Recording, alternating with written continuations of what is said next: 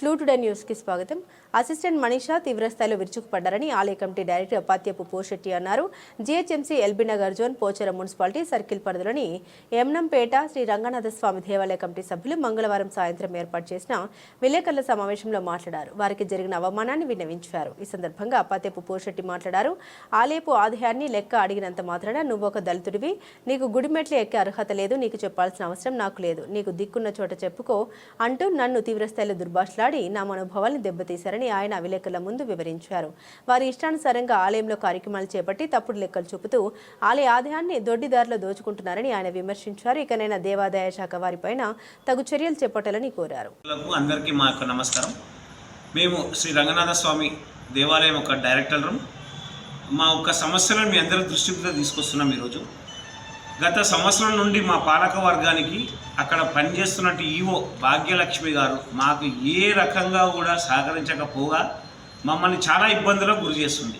దీనిపై మేము తక్షణమే ఎన్విరాన్మెంట్ డిపార్ట్మెంట్ కమిషనర్ గారి దగ్గరికి వెళ్ళి ఇంతకుముందు కూడా 5-6 సార్లు ఫిర్యాదు చేయడం జరిగింది. వాళ్ళు కూడా ఎన్విరాన్మెంట్ ఇన్స్పెక్టర్ మరియు అధికారులు కూడా వచ్చి ఎంక్వైరీ చేసి ఆమె పైన ఏమీ చర్య తీసుకోకపోవడంతో పాటు ఇంకా ఆమెను ఎంకరేజ్ చేసినట్టుగా అక్కడ ఇంకా ఆమె ఇష్టపూర్వకంగా వ్యవహరిస్తూ అన్నీ ఏ ఒక్క కార్యక్రమం కూడా మాకు చెప్పట్లేదు. ఏ గుడికి సంబంధించిన ఏ ఒక్క లెక్క అడిగినా కూడా నేను మీకు చెప్పాల్సిన అవసరం లేదు అని మాట్లాడుతుంది. మరొక గవర్నమెంట్ అఫీషియల్ అయ్యుండి కూడా ఒక నామినేటెడ్ బాడీకి చెప్పకపోయి చైర్మన్కి విలువ లేదు, ఒక అక్కడ ఉన్న కమిటీకి విలువ లేదంటే మేము ఎవరికి సమస్యను పరిష్కరించుకోమని చెప్పాలి. ఒకటి. రెండోది ఏంటంటే అక్కడ ఏ ఒక్క లెక్క ఉండదు. ఇప్పుడు గుడికి వచ్చిన ఆదాయం ఏమవుతుంది చెప్పదు, ఖర్చులు ఏమవుతున్నాయి అంటే చెప్పదు. మరి మేము ఒక ఉన్న బాడీ చైర్మన్ మేము ఏమిటికి మమ్మల్ని గవర్నమెంట్ ఎలక్ట్ చేసినట్టు? అక్కడ ఉన్న సమస్యలు మాకు పట్టదా? వచ్చిన భక్తులు అడుగుతున్నారండి. అక్కడ ఒక మినిమం కామన్గా ఉండే బాత్రూములు లేవు, త్రాగునీటి సౌకర్యాలు లేవు. మరి భక్తులకు మనం ఏం ఫెసిలిటీస్ ప్రొవైడ్ చేస్తున్నట్టు? ఒక టెంపుల్కి ఖర్చులు చూస్తేనేమో 5 లక్షలు 6 లక్షలు అయిన ఖర్చులు చూపిస్తుంది. అది కూడా ఒక తెల్ల పేపర్ మీద ఖర్చులు రాస్తుంది తప్ప ఎటువంటి ఆధారాలకు లేవు. ఆమె దగ్గర ఒక్క బిల్లు కూడా ఉండదు. తెల్ల పేపర్ మీద రాసి ఇదే 5 లక్షల లెక్క అని బ్రహ్మోత్సవాలకు చెప్పినప్పుడే మేము వ్యతిరేకించాం. అందరం మేము సంతకం పెట్టాము, ఇది కరెక్ట్ కాదు అని చెప్పినాము. దానికి సంబంధించిన ఆధారాలు చూపమని చెప్పినాము. ఇంతవరకు బ్రహ్మోత్సవాలు మేలో జరిగినాయి, డిసెంబర్ వచ్చింది, ఎటువంటి ఒక్క లెక్క మాకు చెప్పలేదు. ఇప్పుడు రాబోయే 30 తారీఖు ఉన్నటువంటి ముక్కోటి ఏకాదశి కోసమైనా భక్తులకు ఎటువంటి ఫెసిలిటీస్ ప్రొవైడ్ చేద్దాము, మన కార్యక్రమాన్ని ఎట్లా ముందుకు తీసుకుపోదాము, ఒక మీటింగ్ అరేంజ్ చేయమని మేము లిఖితపూర్వకంగా ఒక లెటర్ ఇచ్చినాము. చైర్మన్ మేము సభ్యులం అందరం పోయి లెటర్ తీసుకుని అక్కడ టేబుల్ మీద పెట్టేసి నేను మీటింగ్ పెట్టను, మీకు నేను లెక్క చెప్పను, మీకు నాకు సంబంధం లేదు, మీరు వెళ్ళిపోరన్న మాట మాట్లాడుతుంది మమ్మల్ని. మరి దీనిపైన ఇప్పటికైనా గవర్నమెంట్ కానీ ఎన్విరాన్మెంట్ డిపార్ట్మెంట్ కానీ ఆమె మీద తగిన చర్యలు తీసుకోవాలి. ఆమె ఆల్రెడీ ఇంతకుముందుకే బదిలీ అయ్యింది. ఆమె ట్రాన్స్ఫర్ అయిన ఈఓని ఇక్కడ ఇన్ఛార్జ్గా మరి ఆమె పైరవి చేసుకుంటుందా, ఎవరు ఆమెను కాపాడుతారో మాకు తెలియదు. కానీ ఇది చాలా అన్యాయంగా మమ్మల్ని అక్కడ ఇబ్బంది పెట్టి వచ్చిన భక్తులకు కూడా ప్రశాంతత లేకుండా ఎంతసేపు ఆడ ఎవరు డబ్బులు ఇస్తున్నారు అనేది ఆలోచన చేస్తుంది. కానీ మనం గుడికి ఏం డెవలప్మెంట్ చేస్తున్నాం అన్న ఆలోచన ఆమెకు లేదు. సో మేము తీవ్రంగా ఖండిస్తున్నాం. దీని మీద మా మీద కూడా చాలామంది అలిగేషన్స్ చేస్తున్నారు. అలిగేషన్ చేసిన వాళ్ళు ప్రూవ్ చేసి మాట్లాడాలని మేము సభాముఖంగా నేను మీకు మాట్లాడుతున్నాము. దీని మీద మేము చైర్మన్ మరియు కమిటీ మెంబర్ అందరం ఖండిస్తున్నాం. మేము డెవలప్మెంట్ చేస్తున్నాం, మేము దానికి 100% కట్టుబడి ఉన్నాం. మేము చేయలేదు, చేస్తలేము, వేరే యాక్టివిటీస్ చేస్తున్నాం అన్నట్టు మీ దగ్గర ఆధారాలు ఉంటే మా దగ్గరికి రండి, మేము బహిరంగ చర్చకు సిద్ధము అని దీనికి మనం చేసుకుంటూ సెలవు తీసుకుంటాం. Thank you. రాసి పెట్టింది వాళ్ళు 80,000 ఇచ్చింది. అరే ఏం మేడం 80,000 ఎందుకు ఇచ్చినావు అంటే వాళ్ళు అడిగిరు, నేను ఇచ్చిన 35,000 లైట్లు అని చెప్పి అందరి ముందే మాట్లాడింది. కానీ అలా మాకు పేపర్ రాసింది 70,000 ఇచ్చింది. అట్లెట్ ఇచ్చినావు మేడం అంటే నా ఇష్టం, ఆయన అడిగింది నేను ఇచ్చిన. అంటే నువ్వు ఒక లెక్క లేదు, ఒక ఏం లేదు, ఒక డైరెక్టర్ చెప్పావు, ఒక చైర్మన్ చెప్పావు, నీ ఇష్టపూర్వకంగా నువ్వు డబ్బులు ఇచ్చుకొని 6 లక్షలు ఖర్చు అయ్యి అంటే మరి మేము ఎట్లా దానికి ఆమోదం చెప్పాలి? ఇన్ని రకాలుగా ఇబ్బంది పెడుతుంది అన్నది. ఆమె మాత్రం చాలా తప్పు ఉంది. ఆమెను మరి ఈమె ఇప్పటికైనా చర్యలు తీసుకొని ఆమెను ట్రాన్స్ఫర్ చేసి ఇప్పుడు ఆమె ఆఫీసర్ కాకపోతే ఇంకో ఆఫీసర్ ఏంటని అడుగుతున్నాం. మేము ఒక అలిగేషన్ ఉంది ఆమె మీద, ఇన్ని ఇబ్బందులు పెడుతుంది, ఇన్ని అరాచకాలు చేస్తున్నప్పుడు ఆమెని మా టెంపుల్కి ఆమెనే ఇవ్వాల్సిన అవసరం ఇది. అంటే ఇంతమందిని మేనేజ్ చేసుకొని ఆమెను గుడికి అంటే ఏం చేద్దామని వస్తున్నాను? మరి గుడికి డైరెక్ట్ చెప్తుంది కదా, నేను అందరూ మేనేజ్ చేసుకుంటున్నాను. దాన్ని ఆమె ఆధారాలు తీసుకుంటుందా, ఏం చేస్తారో చేయాలి. ఎవరు లేని టైంలో తీసుకొని పోయి ఆఫీస్ రూమ్లో తాళం వేసుకొని వెళ్ళిపోయింది. మేము నెక్స్ట్ డే వచ్చి చూసేసరికి ఆ కళ లేదు. ఏమైంది మేడం అని అడిగితే నేను తీసుకుపోయి లోపల పెట్టుకున్నాను చెప్తుంది.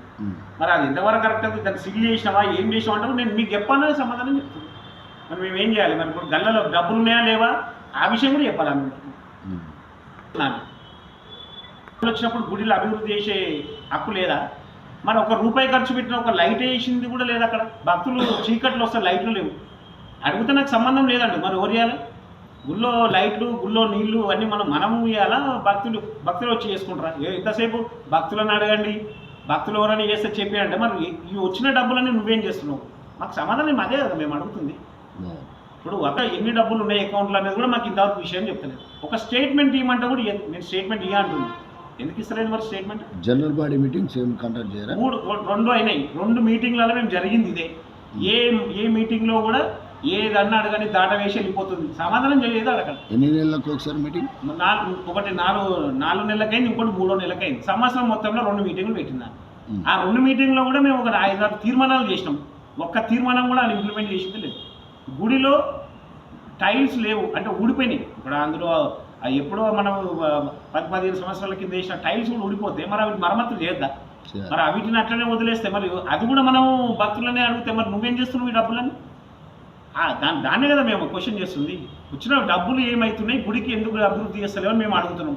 దాని మీద కక్ష కట్టి పోలీస్ స్టేషన్కి వెళ్ళి అందులో ఉండే ఒక క్లర్క్ని తీసుకుపోయి మేమేదో దూషించినట్టుగా మా మీద పోలీస్ కంప్లైంట్ కూడా ఇచ్చొచ్చింది.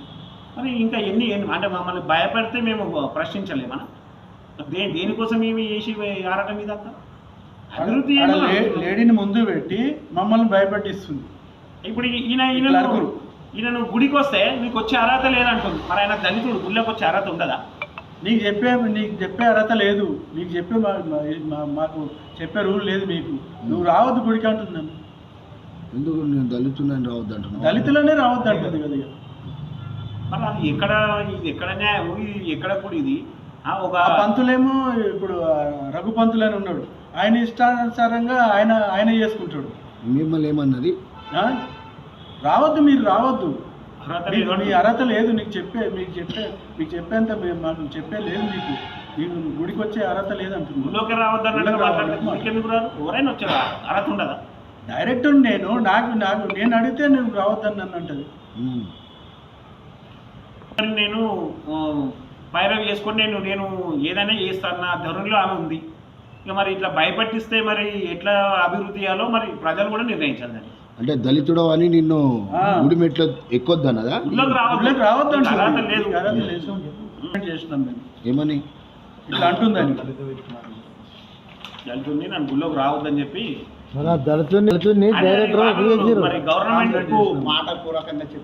ఒక దళితుడిని డైరెక్టర్ గా ఎలా నిర్ణయించారు? దళితులు గుళ్ళోకి రావద్దని చెప్తుంది. గవర్నమెంట్ ఒకరు ఉండాలని పెట్టినప్పుడు నేను ఒక దళితుడిని అన్నప్పుడు నన్ను అట్లా మాట్లాడవద్దు కదా. మరి అట్లా మాట్లాడినప్పుడు మరి ఎవరు ఇప్పుడు ఆడపోయి కంప్లైంట్ కూడా చేసినాం, ఎండమెంట్లో కంప్లైంట్ కూడా చేసినాం. మరి ఎవరు పట్టించుకోకపోతే ఎండమెంట్లో ఎండమెంట్ ఉండేందుకు మమ్మల్ని చేసింది ఎందుకు ఎండమెంట్? ఆ పంతులు ఇష్టరాజ్యంగా వాళ్ళు చేసుకుంటాడు. అందులో పంతులు అంటే అందరు కాదు, అందులో ఒక రఘుపంతులు అని ఉన్నాడు. సత్యనారాయణ వ్రతాలకి ఆయన ఏం చేశాడంటే 1116 ప్యాకేజ్ పెట్టిండు. గుడి కమిటీ ఉన్నది. కమిటీ కన్నా చెప్పాలి కదా ఇట్లా ప్యాకేజ్ పెట్టినామని. వాళ్ళని అడిగితే టికెట్లు ఇవ్వడు. మళ్ళా వాళ్ళని అడిగితేనేమో ప్యాకేజ్ అంటాడు. సార్ ఇట్లా ప్యాకేజ్, అరే ప్యాకేజ్ ఎవరు పెట్టిరని మేము కూడా పెళ్లి చేస్తున్నాండి. పెళ్లిలో 10,000 తీసుకుంటుంది. ఆ డబ్బులను ఏం చేస్తున్నావు అంటే చెప్పదు. ఇప్పుడు కొబ్బరికాయ షాపుకి ఆగస్టులో టెండర్ అయిపోయింది. మరి డిసెంబర్కి వచ్చినాము, మళ్ళీ టెండర్ పెట్టమంటే టెండర్ పెడతలేదు. కానీ నెలకు 6,000 రూపాయలు ఆయన దగ్గర పైసలు తీసుకుంటున్నాడు. మరి ఇవన్నీ ఏ లెక్కలో చూపిస్తుంది? మనకి ఏ లెక్కలో లేదు. మరి భక్తులు ఎంతో కానుకలు వస్తున్నాయి ఆడ. ఇప్పుడు నవరాత్రులకు కానీ ఎన్నో అమ్మవార్లకు చీరలు వస్తాయి. మేము ఒకటే చెప్పినాం, వేలం పాట చేద్దాము, గుడి కూడా ఆదాయం వస్తుంది. ఎన్ని చీరలు ఉన్నాయి చూపి అంటే ఏ ఒక్కరోజు ఒక వేలం పాట వేస్తలేదు. మరి వచ్చిన చీరలు ఏమైనా ఏం రాలేదని చెప్తుంది. ఏమనంటే ఎలుకలు కొట్టినాయి, ఎలుకలు వాడేస్తారు. ఇది ఇవన్నీ మోసం కాకపోతే ఏమనాలి కాబట్టి